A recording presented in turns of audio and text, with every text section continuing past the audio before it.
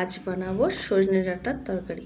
প্রত্যেক দিন ডাল আর ঝোল খেতে ভালো লাগে না, তাই একটু অন্যরকম। দেখুন সজনে ডাঁটা ছোটো ছোটো কেটে নিয়েছি, দিয়ে দিয়ে দশটা করে তেলেতে হালকা করে ভেঙে নেড়ে নিয়েছি। এদিকে একটা ভাতেতে আলু দুটো সেদ্ধ আলু করে রেখেছিলাম, নাড়া হয়ে যেতে সম্বুরোতে দিলাম তেল, শুকনো লঙ্কা আর একটু পাঁচফোড়ন সম্বুরো দিলাম।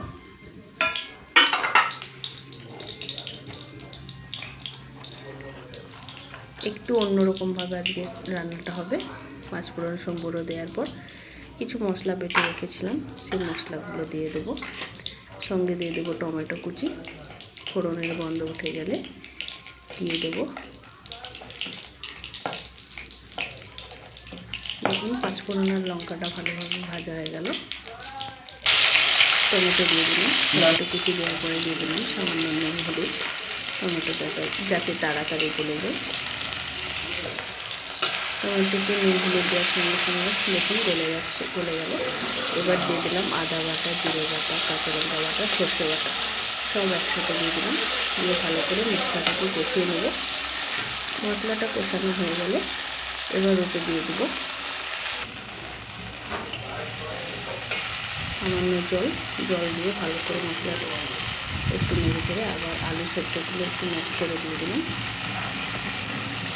আলু সেদ্ধ একটু ম্যাশ করে দেওয়া হয়ে গেলে দেখুন দিয়ে ভালো করে একটু কষিয়ে নেব।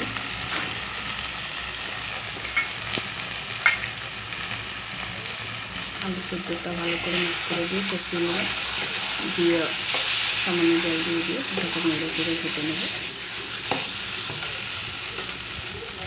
এরকম দেখুন জল দিয়ে দিলাম, পরিমাণ মতো জল দিলাম, কারণ ডাঁটাগুলো তো সেদ্ধ হবে,